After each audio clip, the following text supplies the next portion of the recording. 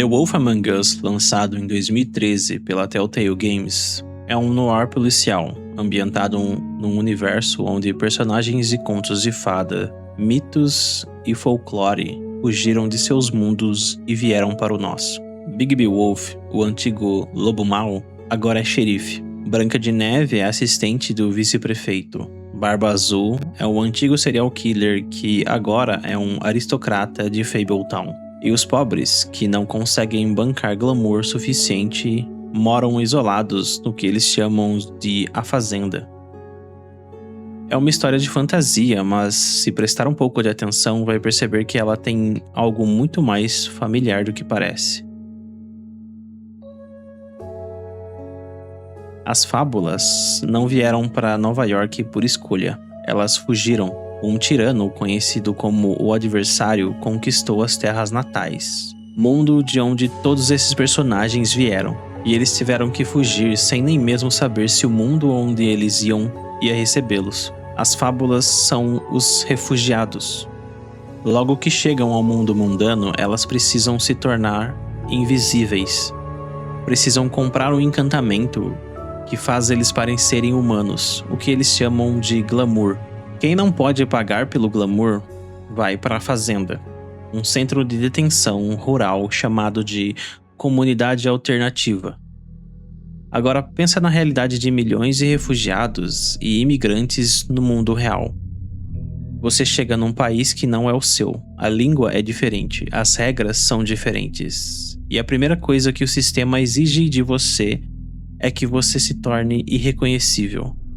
Que você abandone o que você é para se encaixar no que é aceitável. Você aprende a falar diferente, a se vestir diferente, a suprimir seus costumes, seu sotaque, seu jeito de ser. Não porque você quer, mas porque você precisa fazer isso para sobreviver. O glamour é uma metáfora sobre o processo de assimilação forçada. Fabletown cobra pelo glamour. Se você não tem dinheiro, você não tem proteção. Se você não tem proteção, você é deportado para a fazenda. Porque voltar para sua terra natal não é uma opção. Faith é um dos símbolos dessa realidade. Ela é uma fábula pobre, sem recursos, trabalhando como prostituta para pagar o glamour e manter a aparência que Fabletown exige dela. Quando ela morre, a primeira coisa que o sistema faz é checar se ela era registrada e se estava em dia com as regras. Ao invés de acolhimento, Fabletown oferece imposição. E isso é, em grande parte, o que as políticas de imigração de boa parte do mundo oferecem. Fabletown também é um exemplo de desigualdade social. Enquanto Branca de Neve, Barba Azul e os que têm recursos definem as regras, os pobres, como Toad, vivem num apartamento deteriorado com o filho, sem conseguir pagar pelo glamour. As fábulas que vivem nas margens da sociedade são vistas apenas quando há um problema para resolver. Barba Azul, por exemplo, foi um dos poucos que trouxeram sua herança intacta das terras natais. Sua história de origem é a de um serial killer que matava suas esposas na noite de núpcias, deixando seus corpos para que as futuras esposas encontrassem. Durante a fuga das terras natais, Barba Azul cobrava quantias exorbitantes em troca de transporte para quem pudesse pagar. Pegou no mundo mundano enriquecido após lucrar em cima de uma catástrofe. Dentro de Fabletown, esse dinheiro se traduz em poder político, impunidade e influências sobre as decisões que afetam todos. Ele não tem cargo, só tem dinheiro suficiente para que ninguém possa ignorá-lo. Toad vive num prédio que parece estar prestes a desabar. Ele deve dinheiro, deve glamour. Ele deve ao sistema uma versão de si mesmo que ele mal consegue sustentar. Isso é, em essência, gentrificação. O processo pelo qual quem é pobre é expulso de seus espaços por lógica do mercado. Uma forma de violência lenta. Você não é ameaçado, você simplesmente não consegue pagar mais e é obrigado a ir embora.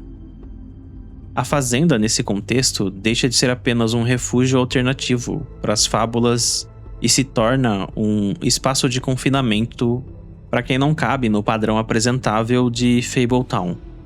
É uma periferia. É o mesmo mecanismo que empurra famílias para as bordas das cidades brasileiras, que transforma centros históricos em vitrines para turistas e especuladores, enquanto os moradores são movidos para onde não são vistos. Fabletown cuida da própria imagem. O que fica fora de enquadramento é problema de quem está fora. Bigby é um monstro reformado. Ele já foi o lobo mau. Destruiu casas, devorou famílias e agora é xerife, protegendo as mesmas pessoas que um dia foram suas presas. A narrativa diz que ele mudou, mas Fabletown não acredita nisso. Toda vez que Bigby entra em um cômodo, as pessoas entram em estado de alerta, porque as pessoas se lembram do que ele já foi um dia. Por mais que ele tente ser de outro jeito, seu passado nunca para de definir o que ele é. É um estigma social. Imagina alguém que acabou de cumprir pena por um crime e saiu da prisão. A lei diz que ele pagou sua dívida com a sociedade, mas a sociedade esquece. O mercado de trabalho não esquece, o vizinho não esquece. O histórico criminal transforma o passado da pessoa em uma sombra permanente. Bigby carrega esse estigma de maneira física. Quando o estresse aumenta, as garras e os dentes aparecem. O monstro que ele tenta suprimir vaza para fora. Mas o jogo faz algo inteligente colocando o jogador no papel de Bigby. E no papel dele, entendemos sua raiva e o porquê a sua brutalidade é exposta, como uma resposta a um mundo que nunca vai deixar de vê-lo como lobo mau, independentemente do que ele faça.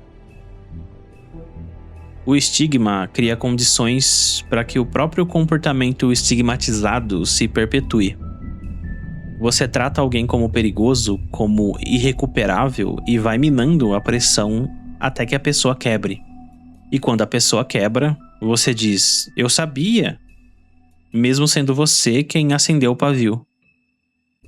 Bigby é uma metáfora para todo ex-detento que a sociedade rejeita de volta, para todo imigrante cujo passado num país em conflito é usado para justificar desconfianças no presente, para quem cometeu erros e descobriu que o sistema não foi construído para acreditar em mudança.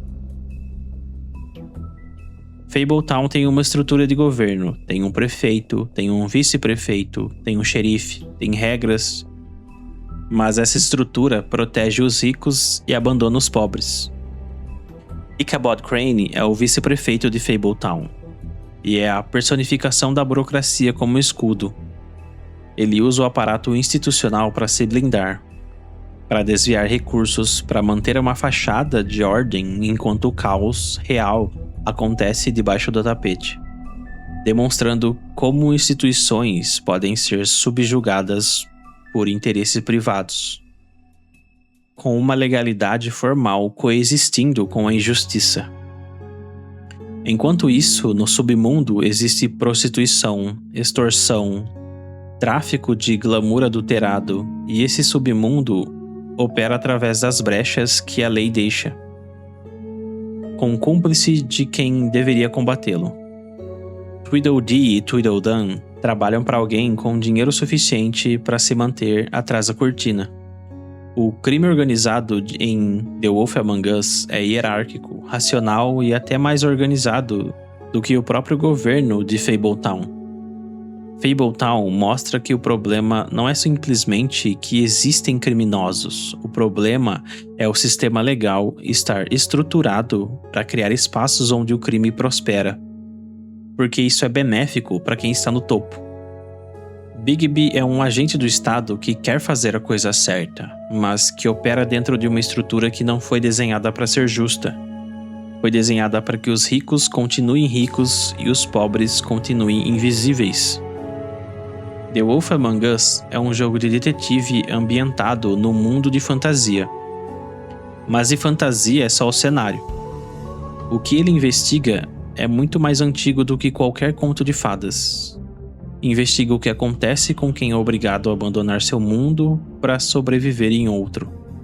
O que o dinheiro compra e o que ele não deveria comprar, mas compra mesmo assim.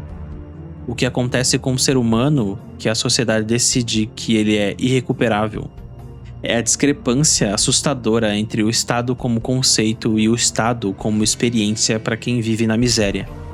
Fabletown não tem nada de mágico, na verdade, está mais próxima do nosso cotidiano do que a gente imagina. E talvez seja isso que torna esse jogo tão difícil de esquecer. A fantasia aqui é só um disfarce. O que está debaixo a gente já conhece.